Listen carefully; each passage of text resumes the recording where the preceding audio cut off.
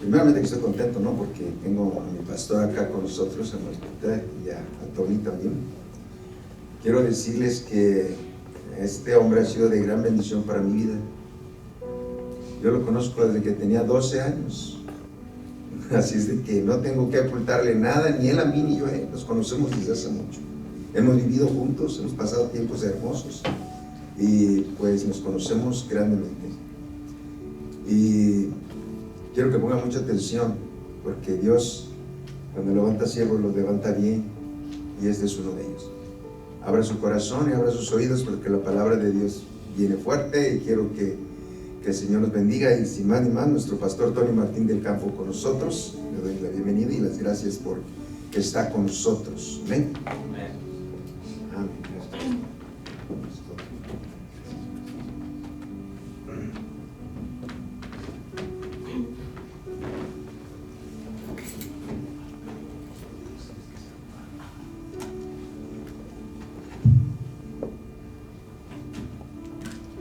Si les pido un favor, ¿me atienden? ¿Sí? Vénganse más para enfrente, para estar más en grupito. Sí, fíjense. Le aseguro que mi esposa no muere.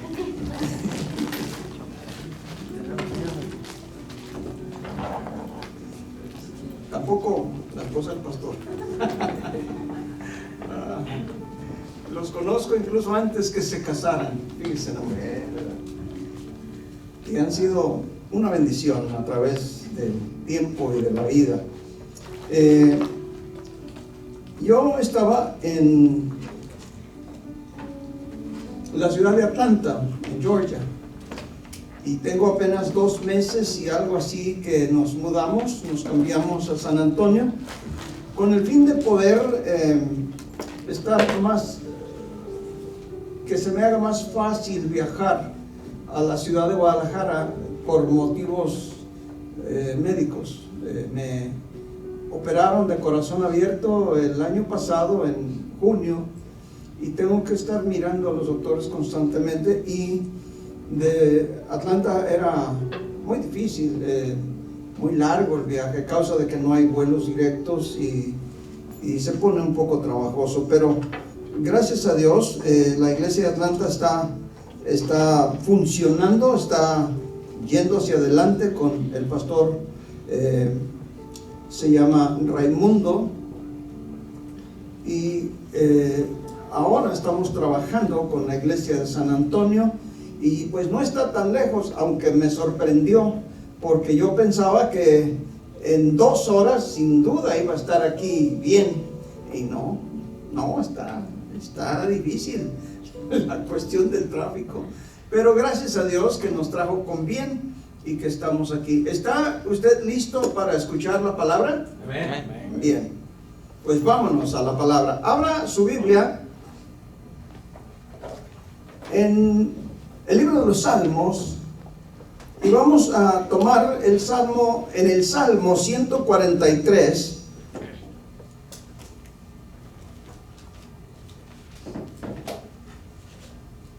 en el verso 10. Salmo 143, verso 10. El tema de esta tarde se titula ¿Cómo puedo honrar a Dios con mis decisiones? ¿Cómo puedo honrar a Dios con mis decisiones? Le recomiendo que cada vez que venga a la iglesia, tráigase un libro, un cuaderno de anotaciones.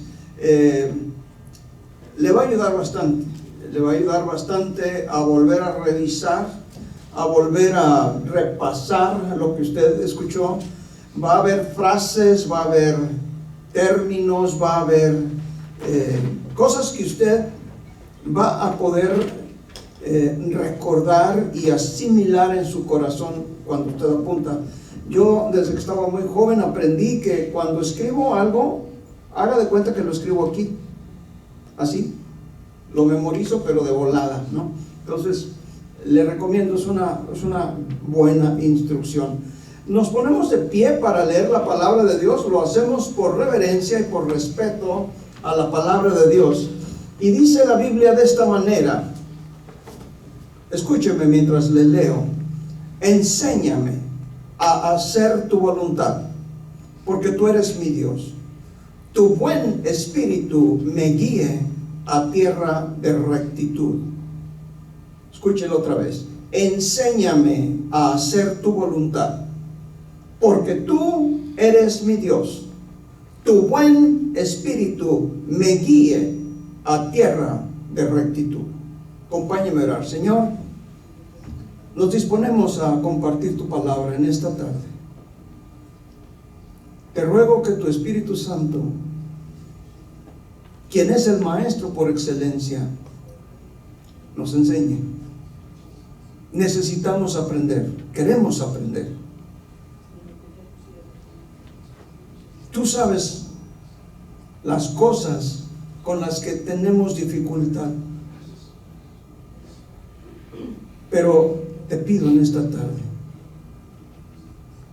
que nos hables al corazón, a la conciencia, de tal manera que aprendamos a honrarte con cada una de nuestras decisiones. Te lo pedimos en el nombre precioso de Jesús, nuestro Señor y Salvador, a quien damos la honra, la gloria, por siempre y para siempre. Amén. Puede sentarse.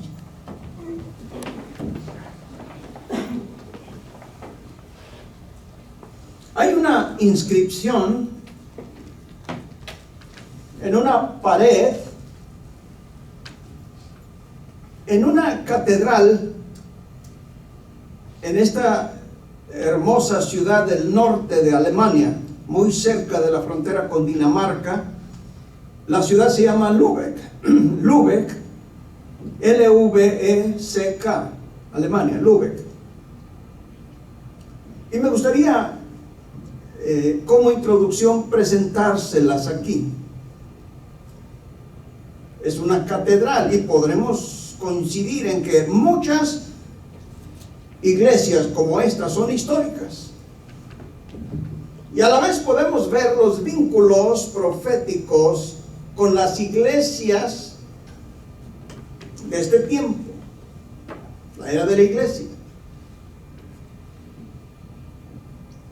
Y las 7 iglesias de las que habla la palabra de Dios en Apocalipsis 2 y 3 nos representan también a nosotros personalmente como iglesia. Y nos habla Dios a través de ellas hoy en día, después de más de 2000 años. Escuche lo que dice este escrito en esa catedral: me llamáis maestro y no me obedecéis. Me llamáis luz y no me veis. Me llamáis camino y no me transitáis. Me llamas vida y no me eliges. Me llamas sabio y no me sigues. Me llamas hermoso y no me amas. Me llamas rico, pero no me pides. Me llamas eterno, pero no me buscas. Me llamas noble Señor, pero no me sirves. Me llamas bondadoso, pero no confías en mí. Me llamáis poderoso, pero no me honráis.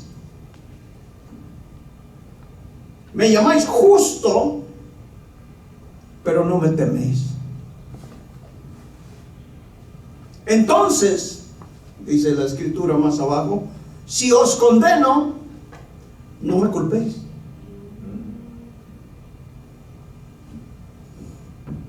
Y con esto queda bien claro el mensaje. ¿Cómo podemos honrar a Dios en nuestras decisiones? Porque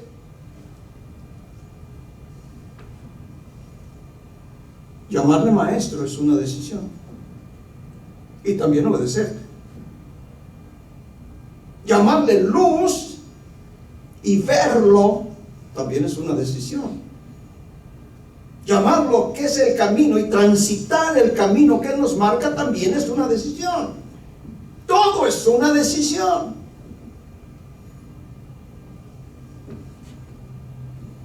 Pero en un mundo caído, tal vez no haya pregunta práctica que se formule o que se exprese con mayor frecuencia que esta. ¿Cómo puedo conocer la voluntad de Dios?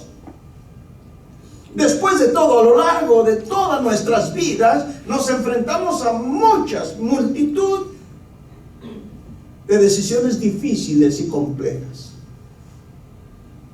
Sabemos y entendemos que nuestro Dios posee un conocimiento perfecto, de manera, como dice la teología, Dios es omnipotente y omnisciente, es decir, lo sabe todo, sin ninguna restricción, de manera perfecta y de manera eterna. Él sabe que usted iba a estar aquí hoy y sabe que usted iba a creer en Él. Él sabe que yo iba a creer en Él y que le iba a servir porque me llamó a servir.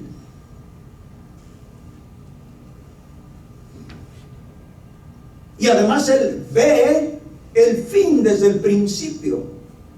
Es como esto. Cuando usted está viendo un desfile y se siente en la banqueta, solamente puede ver lo que va pasando. Pero si usted se sube a un edificio de 20 pisos, entonces puede ver dónde comienza y dónde termina. Pero el conocimiento de Dios es mucho más perfecto que eso, porque Él puede ver todas las cosas de manera perfecta y presente, el pasado, el presente y el futuro. Nosotros, como criaturas finitas, finito quiere decir que terminamos pronto, y caídas de pilón, a menudo nos resulta difícil vincular, arreglar las verdades de la palabra de Dios con nuestras propias circunstancias actuales, a diario. Ya sea que usted mismo se esté planteando esta pregunta o que esté ayudando a algunos otros hermanos en Cristo mientras ellos buscan desesperadamente la voluntad de Dios. Buscan desesperadamente el camino o la luz que les dé luz al camino para poder conocer y cumplir la voluntad de Dios a través de sus decisiones. Y las grandes decisiones de la vida a veces nos dejan buscando desesperadamente una señal del cielo. Y a veces no la vemos, no llega. Pero hoy quiero compartir con usted, cada uno de nosotros que estamos aquí, 3 pautas o pistas para ayudarnos a tomar decisiones sabias y decisiones bíblicas. Sabias y bíblicas. Hay gente muy inteligente, muy lista, pero no necesariamente sabia. Algunas decisiones en la vida resultan más sencillas que otras. Porque, mire usted, una opinión acerca de algo es un punto de vista o juicio personal y un tanto flexible sobre un asunto. A menudo esta es subjetiva, esta opinión es subjetiva y está abierta a cambios que se basan en nueva información que podamos tener. Las opiniones a menudo surgen de nuestros gustos personales o de hechos limitados. Las opiniones se sostienen con ligereza.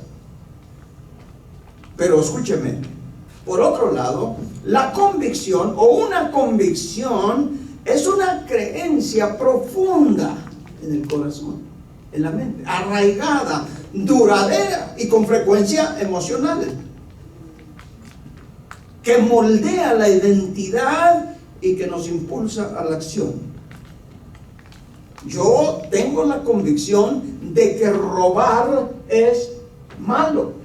No es una opinión, es una convicción. Y por lo tanto, si esta agua está aquí y no es mía, debe de ser de alguien. Y no la agarro. Sea un agua, sea una cartera, o sea un teléfono, lo que sea, no lo agarro. Dicen que si usted va a Japón, por ejemplo, y usted se le olvida un teléfono en el metro, usted puede volver en 15 días y ahí lo va a hallar. Porque la cultura de los japoneses es así. Si no es mío, debe ser de alguien, y él va a volver a buscarlo, porque ahí lo dejó, se le olvidó. Y si no lo halla en 2 semanas, entonces puede ir a la oficina de Lost and Found, perdido y encontrado, y ahí se lo dan. Pero son convicciones. Las convicciones, amados hermanos, en contraste con las opiniones, son firmes y resistentes a los cambios. Es decir, no son flexibles. Pero las opiniones son meras ideas sobre la realidad. Las convicciones actúan como el tejido muscular que transforma las creencias en acción. Por eso nos robamos. Cuando Dios dice que el hombre debe tener una sola mujer, yo tengo una sola mujer en 45 años, no necesito más, no busco más, no quiero más. Mi convicción es la palabra de Dios que dice: marido de una sola mujer hasta que la muerte nos separe. Pero a menudo nuestras opiniones, nuestras persuasiones o nuestras convicciones nos llevan de pronto a conflictos con los demás. Mire, si alguien no está de acuerdo con su opinión, es probable que no nos interese. Pero si alguien no está de acuerdo con nuestra convicción, a menudo esto se toma como se percibe como un ataque a tu identidad personal o a tu verdad fundamental. Y así es. Ahora, en el ámbito jurídico, una convicción, o conviction en inglés, es un fallo de culpabilidad que dicta un tribunal. Es una conviction, es 2 cosas diferentes. Entonces aquí está algo que es importante recordar. Sostén tus opiniones con ligereza, para dar espacio, lugar, cabida al aprendizaje. Pero mantén tus convicciones con firmeza para que guíen tu vida. Es como esto: la elección entre una hamburguesa y una pizza puede requerir un pequeño momento de reflexión, pero en general no conlleva una gran angustia. Sin embargo, las decisiones importantes a veces nos dejan anhelando, deseando una señal del cielo de parte de Dios. Los jóvenes de pronto dicen: ¿a qué universidad debo de asistir?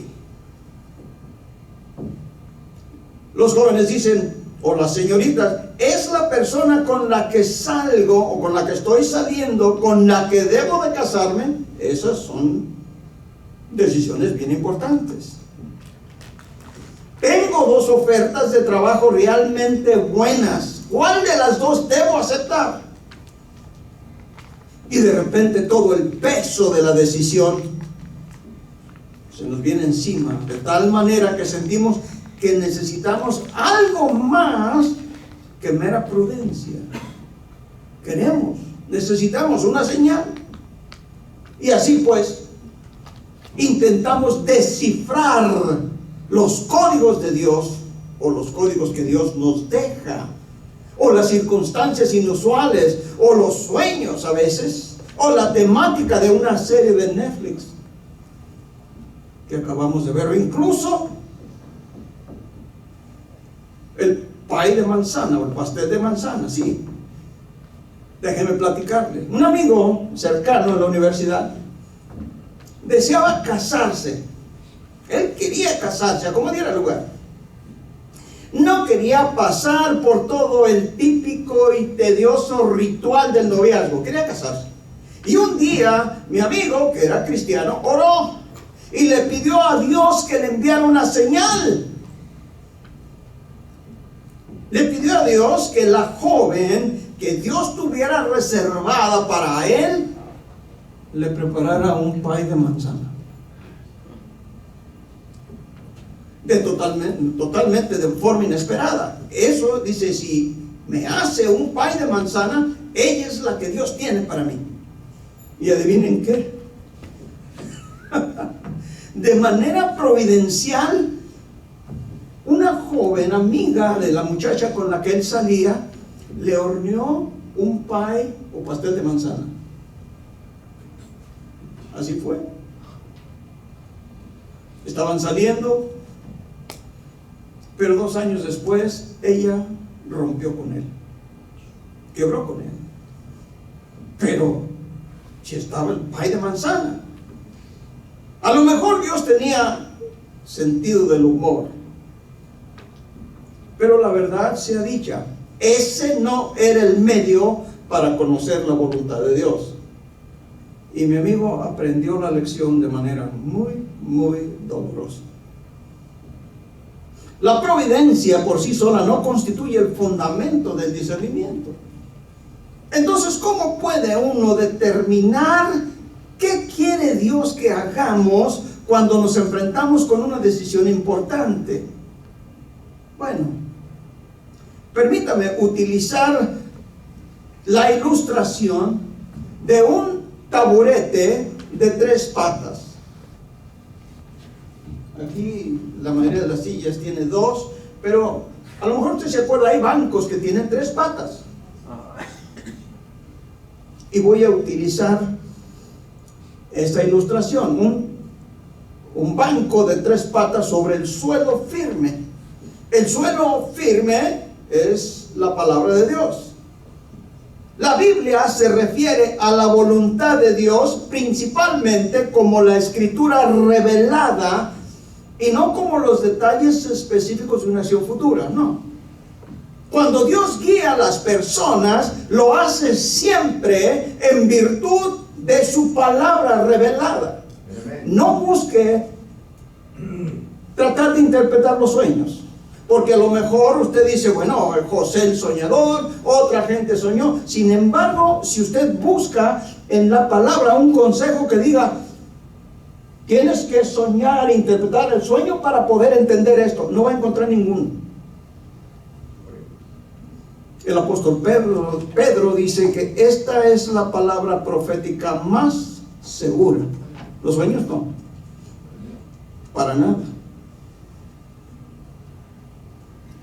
Cuando Dios guía a las personas, lo hace siempre en virtud de su palabra revelada y de su carácter, tal como lo manifiesta la palabra de Dios. Pero miren, a menudo olvidamos que la voluntad de Dios, antes de ser una vocación o un destino geográfico, tiene que ver con nuestro carácter, nuestros valores, nuestra santidad.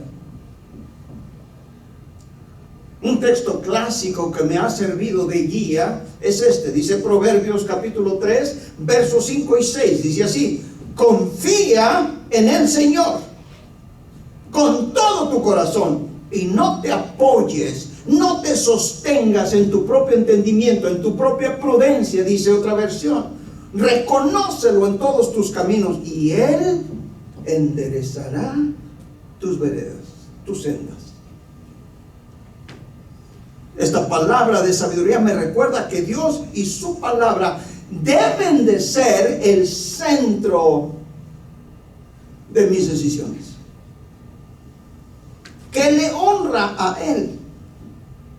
Estoy haciendo planes para mi vida basándome en la confianza en Dios o en el miedo o la ambición personal. Pero a medida que tomo decisiones grandes o pequeñas que se centran en Dios, Él promete enderezar el camino que tengo por delante. ¿Cómo hace eso? Esto nos lleva al taburete o al banco de 3 patas. Tome nota. Una de las patas es el deseo. La primera pata es el deseo.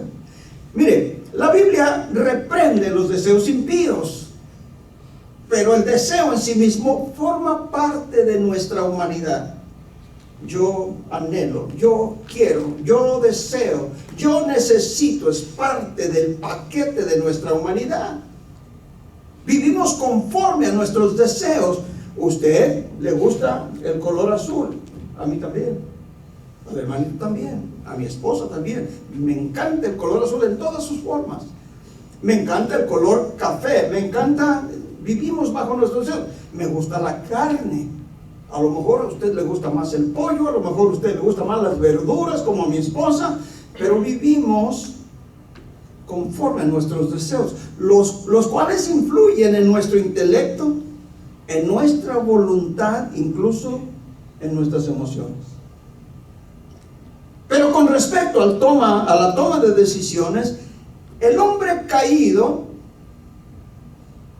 aún conserva la capacidad natural y las facultades naturales para realizar ciertas elecciones morales. Todavía el hombre puede pensar, sentir y desear. Estos sentimientos permanecen intactos en el equipamiento que necesitamos para la realización o para tomar decisiones. Lo que le falta al hombre caído, al hombre que no ha conocido a Dios, es la disposición moral, el deseo o la inclinación hacia la rectitud. Dicho de otra manera o de manera más sencilla, el hombre conserva la capacidad de elegir lo que desea, pero carece del deseo de verdadera rectitud. No puede elegir lo bueno. Es libre por naturaleza, pero se halla esclavizado moralmente a sus propios deseos corruptos y perversos. El hombre no solo posee la capacidad, sino también la necesidad intrínseca. Intrínseca quiere decir que no se puede despegar de nosotros. Esa necesidad de elegir conforme a sus deseos. Usted maneja y ve a la derecha y ve a la izquierda y ve por ahí pollo tropical y por acá ve Sizzlers o por allá ve otro restaurante chino y usted elige conforme a sus deseos. No solo podemos elegir lo que queremos, sino que debemos elegir lo que queremos.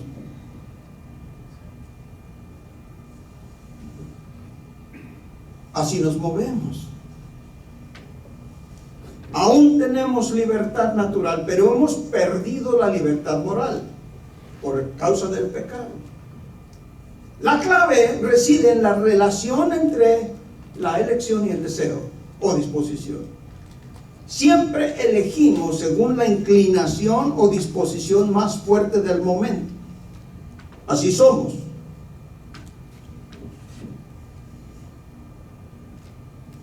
No solo podemos elegir nuestros deseos más fuertes, sino que debemos hacerlo. Esa es la esencia de la libertad. Poder elegir lo que quiero cuando lo quiero. La Biblia enseña, y algunos dirán, que no siempre hacemos lo que queremos. Y escuche al apóstol Pablo. El apóstol Pablo, en el libro de los Romanos, en el capítulo 7, dice que él deseaba hacer lo bueno, pero no podía. Y aquello que no quería hacer era precisamente lo que hizo.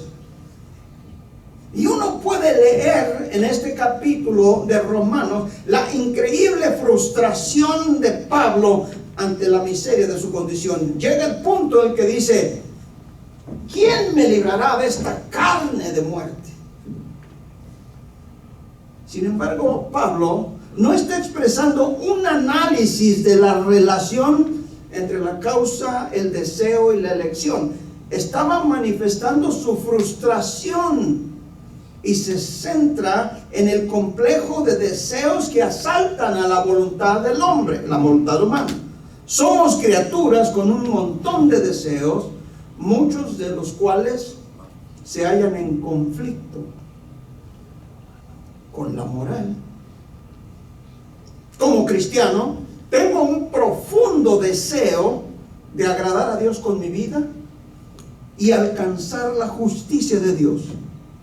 Ese buen deseo de obediencia a Dios no es perfecto, no es puro, porque lucho a diario como usted, con otros deseos presentes en mi personalidad pecaminosa. No nos podemos despegar de esta humanidad. La verdad es que si no tuviéramos deseos en conflicto, nunca seríamos desobedientes. Si el único deseo que tuviera, o si el deseo más fuerte que tengo o tuviera, es el de obedecer a Dios de manera continua, nunca pecaría. Pero la Biblia dice que no hay hombre que viva y no peque. Por cuanto todos pecaron, y todos significa todos, están destituidos de la gloria de Dios.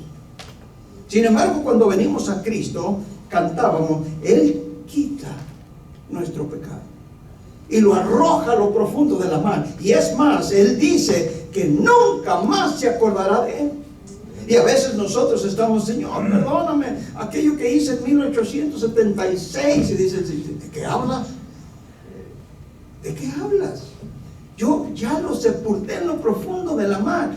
Nosotros no tenemos esa capacidad de olvidar completamente el pecado. Él sí.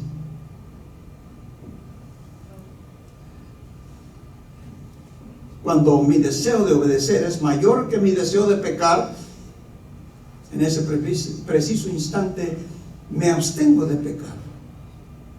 Mis elecciones, sus elecciones, revelan con mayor claridad y certeza, más que cualquier otra cosa, el nivel de su deseo. Pero la verdad es que el deseo, al igual que el apetito, no es constante. Nuestros niveles de deseos fluctúan de un día para otro. Un día queremos esto, un día queremos lo otro. A veces de una hora a otra y de minuto a minuto. El deseo en el hombre se mueve siguiendo el patrón de flujo y reflujo semejante al de las olas del mar. La persona que se pone a dieta experimenta punzadas de hambre cada vez más intensas en diversos momentos del día. Y a veces lo vencen o lo vencen. Resulta fácil tomar la decisión de hacer dieta cuando uno está lleno, está saciado. Del mismo modo, es fácil decidirse a ser justo en medio de una conmovedora experiencia espiritual de oración. Sin embargo, somos criaturas de estados de ánimo cambiantes y deseos efímeros, quiere decir de corta duración, que aún no hemos podido alcanzar una constancia de voluntad basada en una coherencia de deseos piadosos. Pero escúchenme bien: a medida que la semilla de la palabra de Dios penetra en nuestros corazones, nuestras mentes, nuestros deseos son bautizados en la voluntad revelada de Dios.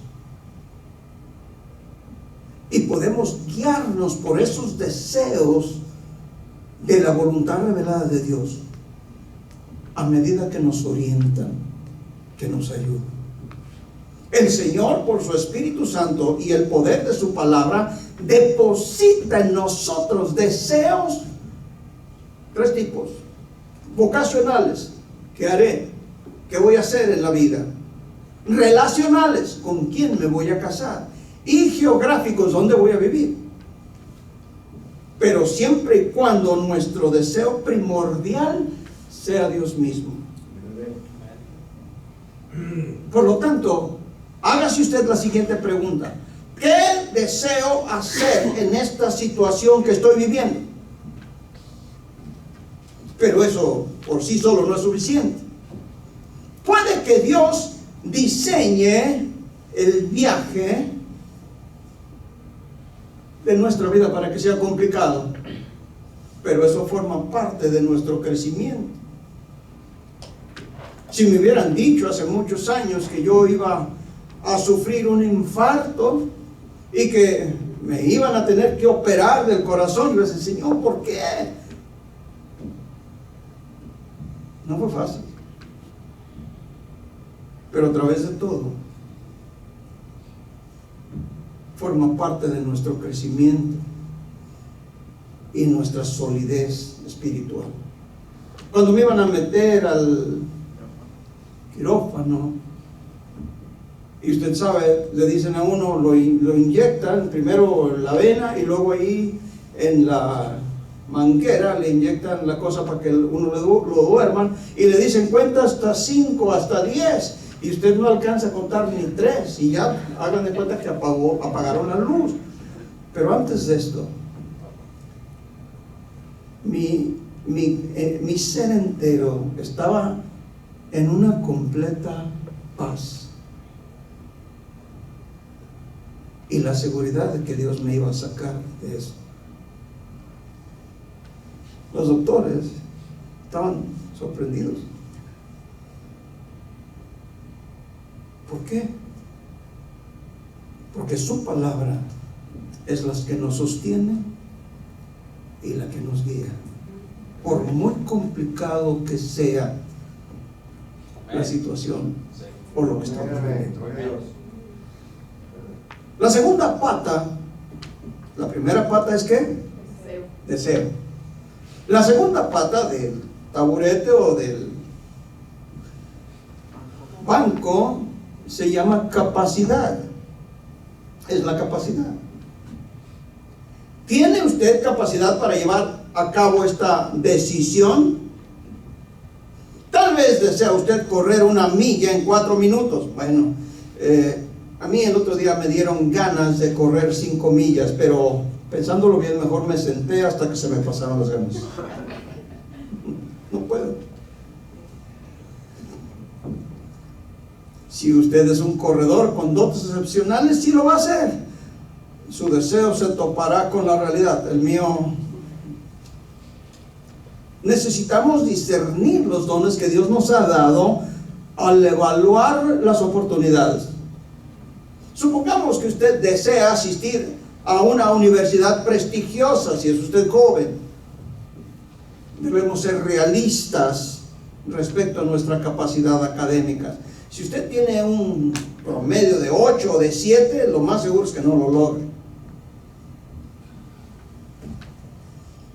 Podría tener un buen desempeño en esa universidad con la disciplina y el equilibrio adecuados. Puede ser que un muchacho desee ir a la Universidad de Harvard, la más prestigiada del mundo. Tal vez tenga el talento suficiente para prosperar allí. Sin embargo, queda otro asunto por considerar. Harvard tiene que invitarlo. Nadie puede ir así nomás. ¿Cuáles son mis capacidades? ¿Para qué estoy capacitado? Y aquí es importante recordar que Dios es el administrador perfecto. Él actúa con eficiencia en su selección, llamando a las personas conforme a los dones y talentos que Él mismo nos ha otorgado. Por eso usted ve en Apocalipsis el capítulo 4, cuando habla de que aquellos seres humanos están aventando sus propias coronas a los pies de Cristo. ¿Sabe por qué? Porque vencieron, pero no vencieron por ellos mismos. Nosotros mismos no vencemos por nosotros mismos. Pensemos por la gracia de Dios en nosotros. No tenemos absolutamente nada de que gloriarnos. Por eso es que estos hombres avientan sus coronas delante del trono, porque solo Él es digno. No tenemos ninguna gracia. Cualquier talento que usted tenga, que yo tenga, viene de Dios. La fuerza que usted tenga, el conocimiento que usted tenga, viene de Dios. El apóstol Pablo decía: ¿qué sabes que no has aprendido? ¿O qué tienes que no te haya sido dado? He conocido hombres a través del ministerio que dicen: es que yo trabajo, es que yo me quemé las pestañas. ¿Y quién te dio la habilidad de aprender? Orejas de papalote. ¿Quién te dio la fuerza y el conocimiento y la vida para que pudieras hacerlo? No hay nada que podamos lograr por nosotros mismos. Muy claro. La estrategia de Satanás consiste en manipular a los cristianos de pronto para que ocupen puestos para los cuales no tienen capacidad o destrezas necesarias para desempeñarse, y menos con eficacia. ¿Sabe? El mismo diablo, Satanás, es sumamente eficiente a la hora de conducir a los cristianos hacia el fracaso, la ineficiencia. ¿Qué puedo hacer? Esta pregunta puede responderse mediante exámenes de aptitud, el análisis de nuestras fuerzas o fortalezas y debilidades, y una objeción objetiva de nuestro desempeño pasado. Hay quienes dicen: yo quiero ser doctor, pero no se quieren levantar temprano ni se quieren desvelar. Y los doctores no duermen por muchas semanas y años. Hay quien dice: yo quiero ser ingeniero, pero no se sabe la tabla del 15 o la tabla del 12. Nunca lo va a lograr. Tenemos que hacer una evaluación objetiva de nuestro desempeño. Las capacidades y el desempeño pueden medirse, y de hecho se miden en nuestra sociedad actual. Es preciso que conozcamos qué es lo que podemos hacer. Con mucha frecuencia he visto, a través de mis años en el ministerio, las personas aplican, se postulan a puestos para los que no tienen habilidades requeridas. Y esto es triste, aún en el ámbito cristiano. Muchos hombres sienten hambre, tienen un deseo profundo de dedicarse al servicio de Dios, de tiempo completo. Conocí un muchacho que no quería ir a la escuela en Guadalajara y decía: yo quiero ser como Chuy García.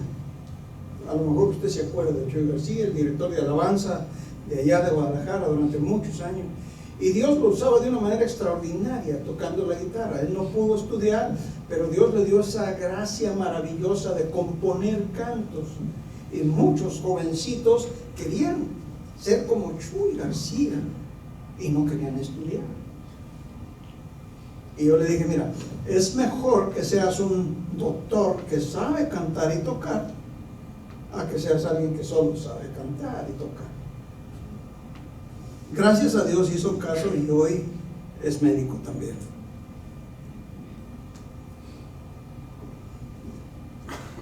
Hay hombres que pueden tener la formación académica y las credenciales para el pastorado, pero carecen de habilidades administrativas que se necesitan, o de destrezas interpersonales para ser pastores eficaces. Y aquí cabe perfectamente la exhortación del apóstol Pablo de que debemos realizar un análisis sobrio de nosotros mismos, y nunca debemos de tener un concepto más alto de nosotros mismos, más elevado. Dice Romanos 12:3. Y mediante ese análisis sobrio podemos llevar a cabo esa evaluación seria y honesta acerca de lo que podemos hacer y cómo debemos actuar en consecuencia. el deseo y la capacidad de venir de la mano. Así como una puerta abierta, lo cual nos lleva al punto final. El punto final es la oportunidad. Primero dijimos es el deseo. Después, ¿qué? La capacidad. La capacidad. Y tercero es la oportunidad. Es la tercera pata del banco. Y todos sabemos por experiencia que Dios abre y cierra puertas, ¿sí? No nos gustan las puertas cerradas. Pero una puerta que se cierra o una puerta cerrada constituye una clara dirección de parte de Dios, porque nos indica claramente aquello que Dios no quiere. Señor, yo quiero esto, y no te aceptan, te rechazan, y es una clara indicación que Dios no está allí, y tenemos que aprender a aceptar, incluso a agradecer las puertas cerradas. Pero Dios, ¿sabe usted? También abre puertas. Y es posible que Él abra más de una puerta o más de un camino. Es entonces cuando debes de aprender a evaluar el deseo y la capacidad para ver si alguno de esos te resulta más atractivo. Y si hay un empate, tienes dos y los dos te encantan, bueno, aquí se recurre a la sabiduría que proviene del consejo piadoso de otros. Alguien a quien respetamos, que sabemos que nos ama y que amamos, que respetamos y lo tenemos en buena estima. Y sabemos que nos va a dirigir o a dar consejos siempre pensando en lo mejor para nosotros. En la oración también. O una lectura más profunda de las Escrituras. O la lectura de libros cristianos sólidos que centran nuestro corazón en Cristo.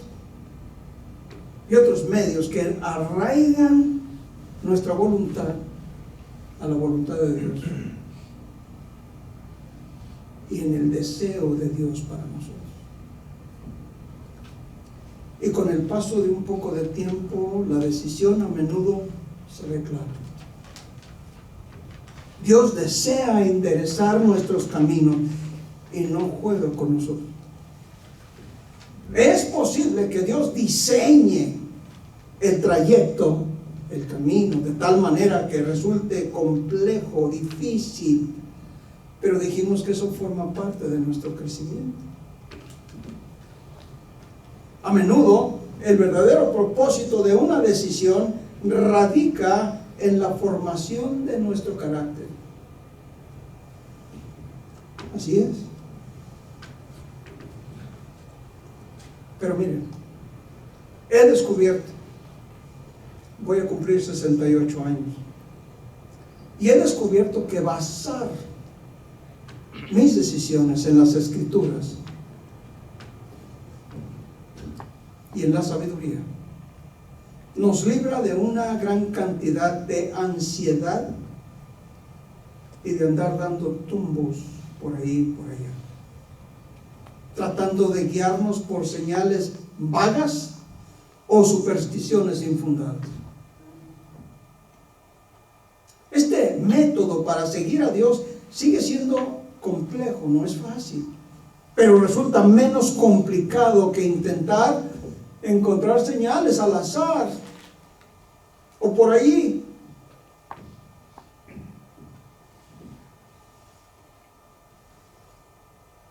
Encontrar claves fuera de la palabra de Dios o consejos de gente no piadosa que a veces nos llevan al fracaso y a la ruina. Es cierto que a veces Dios utiliza medios inusuales para guiarnos, pero sin embargo, incluso estos deben ser puestos a prueba a la luz de las Escrituras.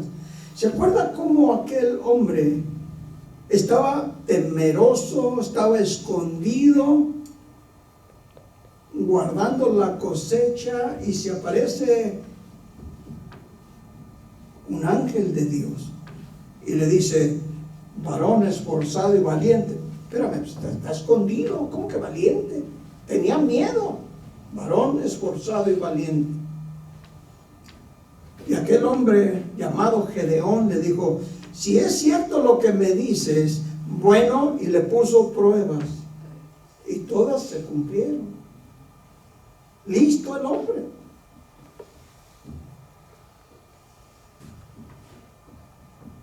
Lo interesante de todo es que Dios toma en cuenta y en consideración nuestros deseos, nuestras capacidades y nuestras oportunidades, y hacen que nos ayuden a transitar en una vida que sea de su agrado, que honre su nombre.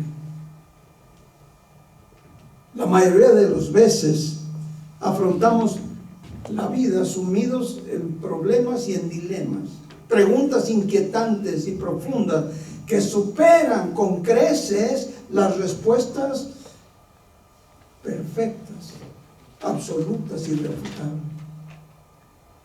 Y esto ocurre muy a pesar de que amamos al Señor y que estamos comprometidos con su nombre, con su plan. Muy a pesar de que tratamos de obedecer, que buscamos su voluntad. Y si somos lo suficientemente honestos como para admitirlo, hay días, incluso meses, en los que simplemente no alcanzamos a comprender qué es lo que Dios se trae entre manos. ¿Por qué me pasa esto, Señor? ¿Por qué me salen mal las cosas? Cuanto más vivo, más me convenzo de que uno de los temas más profundos de la vida cristiana es precisamente ese, la voluntad de Dios. Cuanto más buscamos y buscamos en ella, más nos damos cuenta de lo poquito que sabemos. Cuando más nos detenemos a reflexionar profundamente sobre la manera que Él nos guía, y usted tiene su propia experiencia. Yo nací en Tlaquepaque. Soy hijo de una madre abandonada, madre soltera. Mi papá se fue cuando yo tenía 3 años y es hora que no vuelve. Estuve internado en un internado del Ejército de Salvación por muchos años. Y cuando íbamos a la iglesia, algunos hermanitos de buena intención decían: ¿qué va a hacer de este niño, Señor? Su papá lo abandonó, su mamá es criada, ¿qué va a hacer de él? Y yo no volteaba. Decía: Señor, ayúdame a crecer. Dame la gracia de crecer para cambiar esto.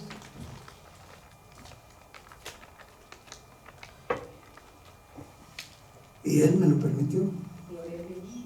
Y cuando volteo a la vida hacia atrás, como cuando uno ve en el espejo del carro, digo, ha sido un viaje extraordinario.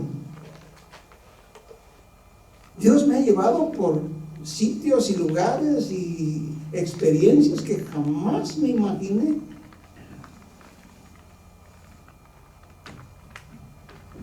Cuando nos detenemos a reflexionar profundamente sobre la manera que Dios nos ha guiado, debemos concluir que se trata de uno de los temas más misteriosos de la vida espiritual.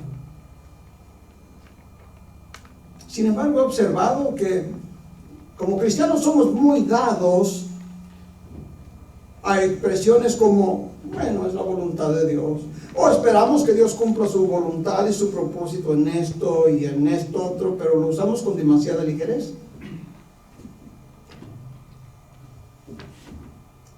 Cuando realizamos un estudio serio sobre la voluntad de Dios, pasamos de una conciencia inconsciente a una conciencia plena de lo misterioso que resulta la forma como Dios nos guía. No la podemos adivinar. Por eso, tal vez, eso explique por qué nuestro caminar con Dios suele ser muy inconstante, inconsistente. Y por qué en ocasiones se asemeja más a una lucha que a una fuente de alivio. Y seamos francos, gran parte de su plan simplemente no parece que tiene sentido, al menos no para nosotros. Y gran parte de la comprensión de este asunto radica en la voluntad, pero no en la voluntad de Dios, sino en la de nosotros.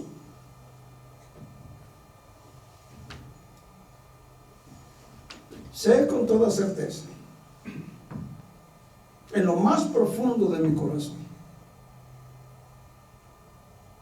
no siempre deseo realmente cumplir la voluntad de Dios. Decimos que sí, por supuesto.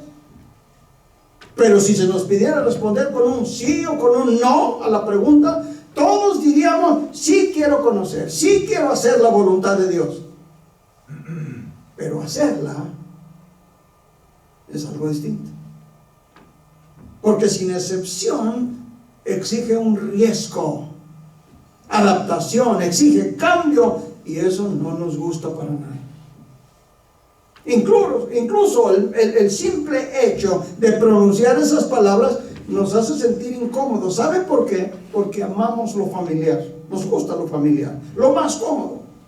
Amamos aquello que podemos controlar, algo que podamos abarcar, dominar. Sin embargo, cuando más cercana, cuando más estrecha es nuestra comunión con el Señor,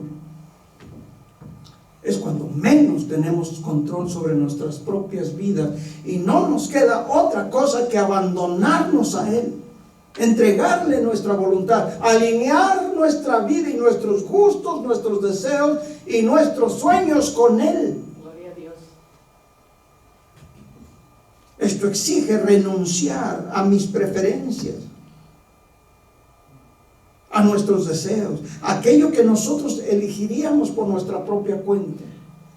Yo pensaba que estaba mi vida arreglada viviendo en Guadalajara. Vivíamos en nuestra propia casa, nuestras propias cosas, y no teníamos que pagar renta, no teníamos que hacer nada, nomás vivir. Y estábamos sirviendo y todo estaba bien. Y de repente Dios dice,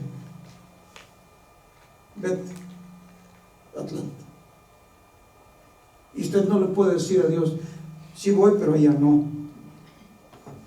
Prefiero estar aquí o prefiero estar allá. Tiene uno que rendir y renunciar a sus preferencias, a sus deseos y aquello que nosotros elegiríamos. Y de repente nos vimos montados, después de orar un par de semanas, en un avión, y llegamos, no teníamos dónde dormir, no teníamos una cazuela para hacer comida, no teníamos departamento, no teníamos nada. Y alguien me dijo, wow, sé que amas al Señor, porque a tu edad, yo no haría jamás eso. La voluntad de Dios. La voluntad de Dios. La voluntad de Dios es un rompecabezas que jamás terminaremos de acomodar, jamás lo resolveremos. ¿Qué constituye la voluntad de Dios y qué no? ¿Cómo podemos discernir la voluntad divina? ¿Es habitual acaso equivocarse respecto a la voluntad de Dios, o es acaso algo que es imposible? ¿De qué manera nos revela Dios su voluntad en los tiempos bíblicos? ¿Lo hace de la misma forma hoy? ¿Existen requisitos previos para conocer la voluntad de Dios? ¿Puedo tener la confianza y certeza absoluta de que estoy cumpliendo la voluntad de Dios? ¿De que me encuentro en el centro de su voluntad? Si es así, ¿cómo puedo saberlo? Y si no estoy cumpliendo la voluntad de Dios, ¿cómo puedo darme cuenta de ello? ¿Puede alguien ayudarme a discernir la voluntad divina? Si cumplo su voluntad, ¿me recompensa? Todas estas interrogantes y muchas más son preguntas habituales de todo aquel que es creyente reflexivo. Se enfrenta con estas preguntas en algún momento de la vida. Yo suelo decir de broma que me resulta más fácil discernir la voluntad de Dios para mi esposa que para mí. Claro. La realidad es de que, por supuesto, a menudo actuamos bajo este principio. Creemos saber lo que nuestra esposa, nuestro esposo debería de hacer, o nuestro hijo debería de hacer, o lo que nuestro vecino debería de hacer, o el hermano que está sentado a un lado de nosotros debería de hacer, o que nuestro amigo debería de hacer. Pero lo difícil es saber qué es lo que yo debería hacer o estar haciendo. ¿Quién puede ayudarnos en eso? ¿En quién podemos confiar o apoyarnos? ¿Existen ejemplos de aquellos que han caminado conforme a su voluntad? Sí, hay muchos en la palabra de Dios. Existen también ejemplos de aquellos que han desvariado y se han desviado de su voluntad. ¿Acaso la voluntad de Dios es una sorpresa? No. Y aunque recibimos tanta guía y claridad de la palabra de Dios, hay mucho que escapa a nuestra comprensión humana.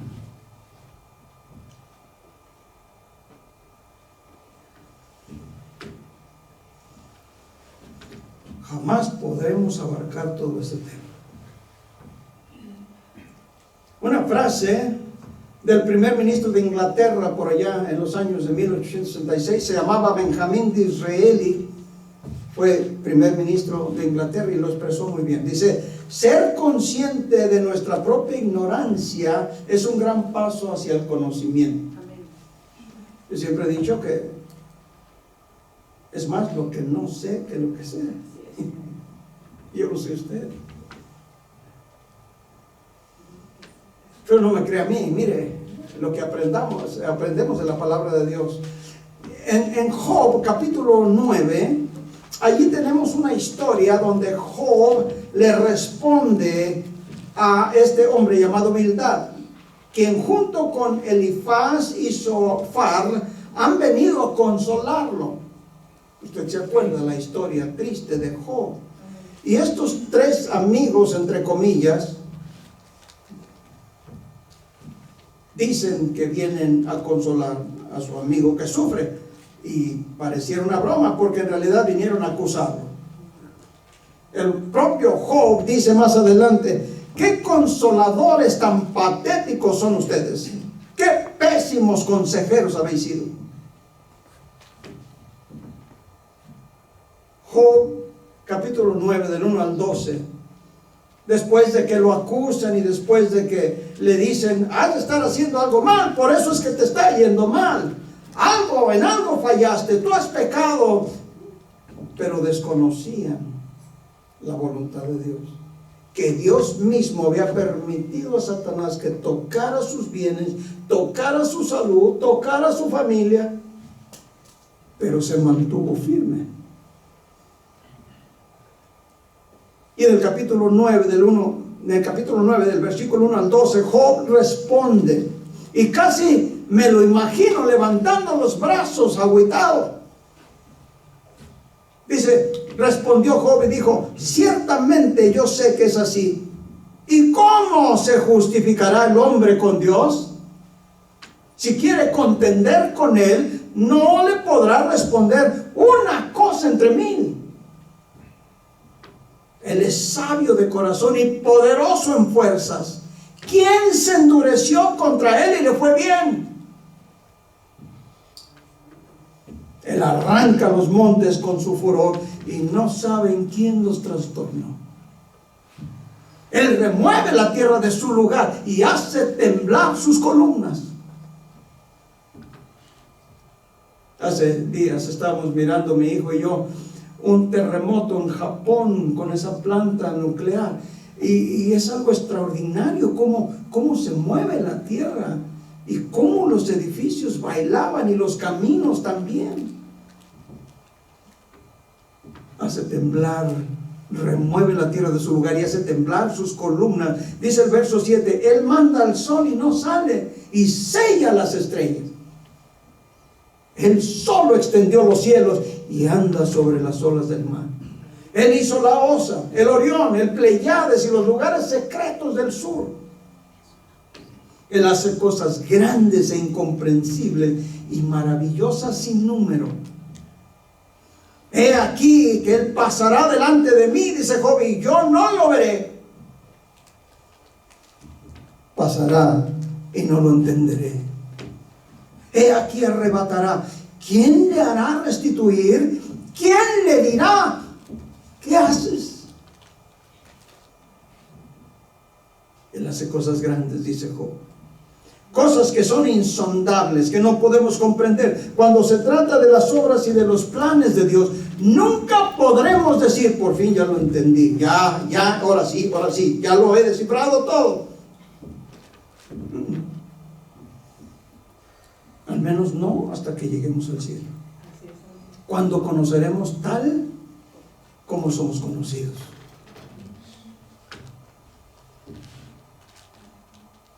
Alguien en una plática al respecto decía: el primer sonido de la garganta de los hombres que escucharemos cuando lleguemos al cielo será ¡ah!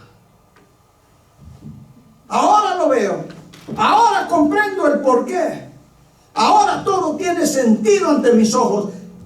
Este gran panorama de acontecimientos que una vez fue tan misterioso a través de mi vida.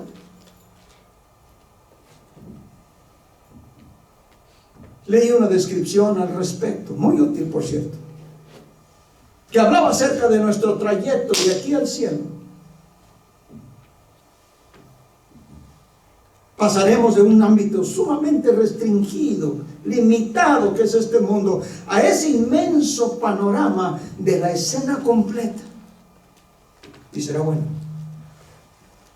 Y podemos observar que todo habrá obrado conjuntamente para bien, incluidas las tragedias, las calamidades, las angustias, las enfermedades, los padecimientos y lo que llamamos muertes prematuras, cuando alguien muere jovencito, jovencita. Cuando muere un anciano decimos ya vivió, pero cuando muere una criatura es una muerte prematura. Las terribles deformidades, ¿por qué? Los defectos de nacimiento, las enfermedades congénitas, ¿por qué? Todo se revelará. Amén, aleluya.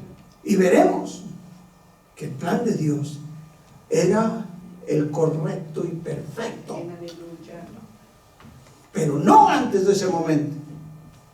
Y ese es el punto de Job. Él hace cosas grandes, insondables, maravillosas, sin número. Todo lo que tenemos que hacer,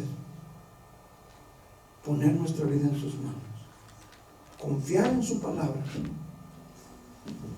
arraigarnos a su cruz y seguir caminando con Él a través de esta vida, pase lo que pase. Amén. Y llegar el día en que podremos entender todo, cuando Él nos reciba y nos diga: bien, buen siervo y fiel, en lo poco fuiste fiel, en lo mucho te pondré, entra en el gozo de tu Señor. Aleluya, gloria a Dios. Por esas palabras vale la pena vivir. Amén. Y vale la pena morir. Amén, aleluya, gloria a Dios. Póngase de pie. Gloria a Dios, aleluya. Yo no sé lo que usted esté pasando, las circunstancias en las que vive, las luchas, las tribulaciones, las dudas. Pero sí sé una cosa: Dios es fiel. Amén. Y Él tiene nuestra vida en sus manos. Por ahí escucho unos cristianitos que dicen: Señor, tome el control. ¿Cuándo lo soltó? ¿Cuándo lo dejó ir? Siempre tiene el control. No hay nada que lo tome por sorpresa. Nunca debemos orar: Señor, toma el control. Él lo tiene y no se lo va a dar a nadie. Más bien debemos decir: Señor, cumple tu propósito y tu voluntad en mi vida. Y como dijo Job mismo: si tienes que atizarle el fuego, Señor, préndele todavía más alto, porque tu fuego me purificará como el oro. Esa debe ser nuestra oración. Señor, en esta tarde, gracias por tu palabra. Podemos confiar en ti. Podemos descansar en ti. Por muy difícil que esté nuestra situación, nuestra condición, por dolorosa que sea,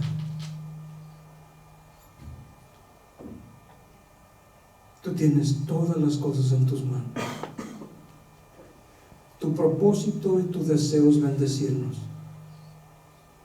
Y a veces duele, pero es necesario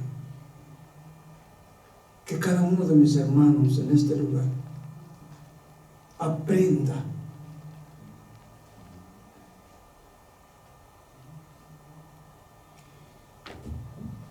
que es necesario soltar nuestra voluntad, dejar nuestros sueños y aspiraciones y depositarlas en tus manos para que seas tú el que nos guíe hacia tu propósito. Mis ideas no son tan buenas como las tuyas, nunca lo serán. Tú tienes un plan perfecto, un propósito eterno y los medios para cumplirlo en mí. Ayúdame a aprender esto y a entender esto y a caminar en la certeza y la seguridad de que tú tienes cuidado de mí y de mi familia y de la iglesia y aquellos a los que amo. Ayúdame a conducir a otros a este conocimiento y a esta certeza para que crezcan al 30, al 60 y al 100 por uno den fruto. Gracias, Señor, por tu palabra. Palabra perfecta. Palabra que siempre viene a tiempo y que es como un bálsamo que mitiga nuestro dolor y las heridas, porque es tu palabra santa. Gracias por cada familia de esta congregación. Inspíranos, Señor, para que podamos anunciar estas verdades y otros puedan ver en nosotros la luz y el camino para llegar a ti. Fortalece la vida de los pastores en este lugar. Fortalece la vida de cada uno de los asistentes. Y que tu nombre sea siempre glorificado, para que podamos crecer y aprender más de ti, hasta que tú vengas por nosotros o nos lleves a tu presencia. Gracias. En el nombre precioso de Jesús oramos y te bendecimos, mi Señor.